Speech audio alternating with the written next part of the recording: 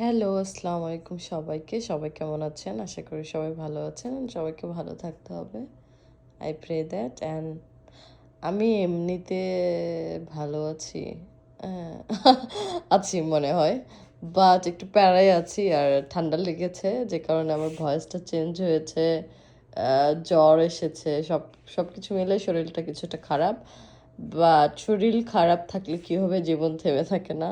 So আমি আমার আমেরিকার বাসাটা এখন দেখাচ্ছি এবং পরের কথা পরে বলছি।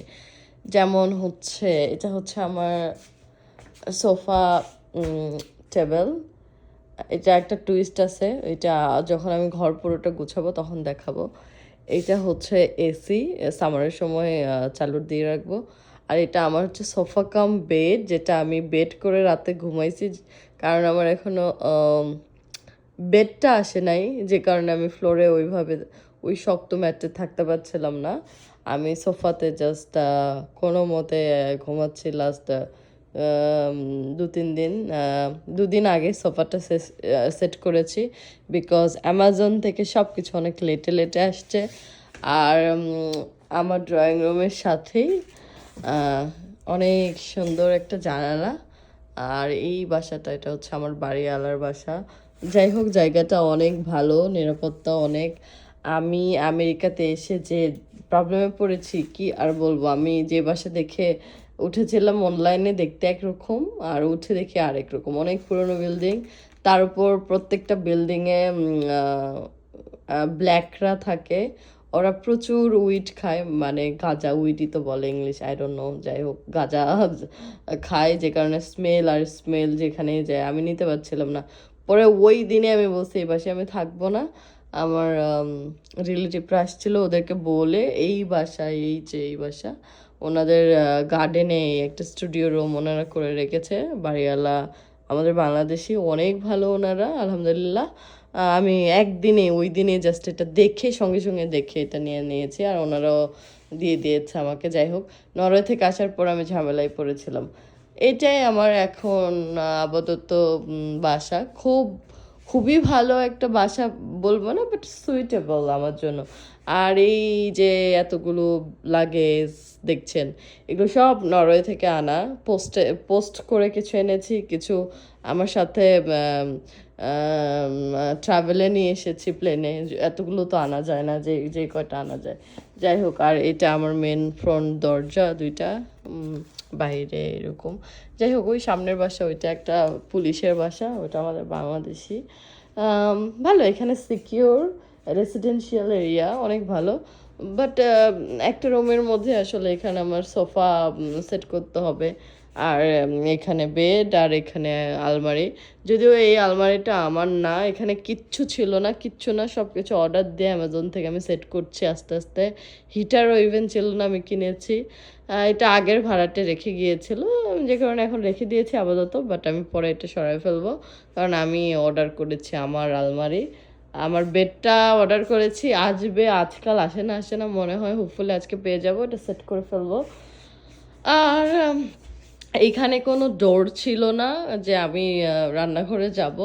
পরে বাড়িওয়ালাদের বলে আমি এইরকম ওনার একটা কি বলে ফোল্ডিং একটা প্লাস্টিকের মতো, যেন রান্নার সময় স্মেল না আসে, দরজা আসলে লাগাই নিয়েছি।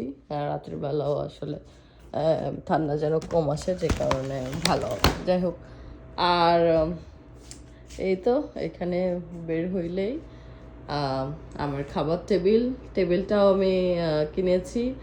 এখানে খুবই বাকওয়াস একটা টেবিল ছিল, আর এখানে কিচ্ছু ছিল না, রাইস কুকার না, এই থালা বাসন রাখার র্যাক ছিল না, হাঁড়ি পাতিল ছিল, কিচ্ছু ছিল না। আমি সব কিছু এসে কিনেছি, না বিন না ওয়াটার, কিচ্ছু ছিল না, কিচ্ছু বলতে কিচ্ছু না।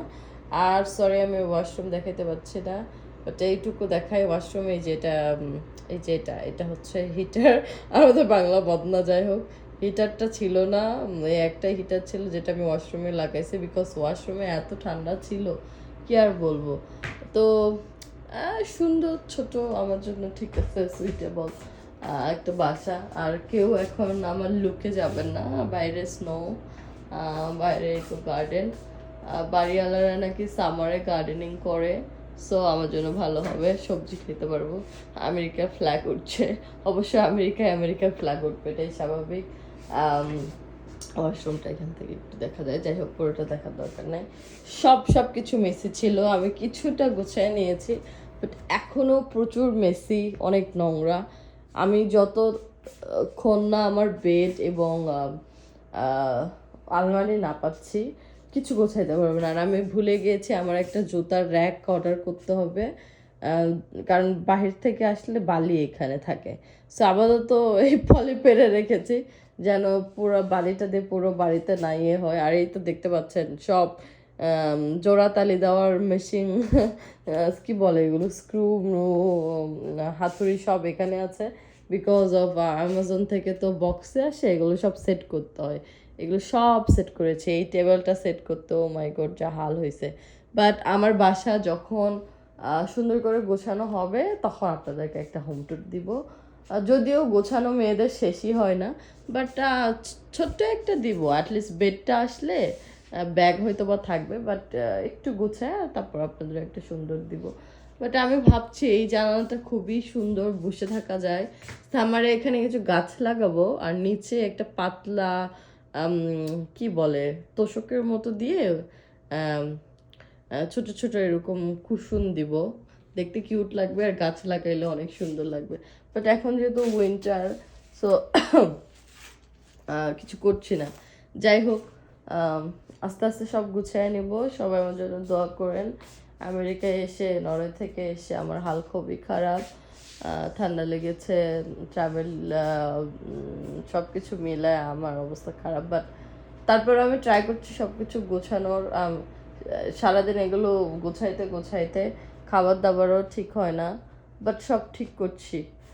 এনিওয়ে, সবাই ভালো থাকবেন, আমার জন্য দোয়া করবেন। আশা করি সবাই ভালো আছেনও, না থাকলেও আসলে জীবন এমন, ভালো থাকতে হয় সবাইকে। আমি সবার জন্য দোয়া করি, আমার জন্য সবাই দোয়া করবেন। সো ভালো থাকবেন, আল্লাহ হাফেজ, টেক কেয়ার সবাইকে।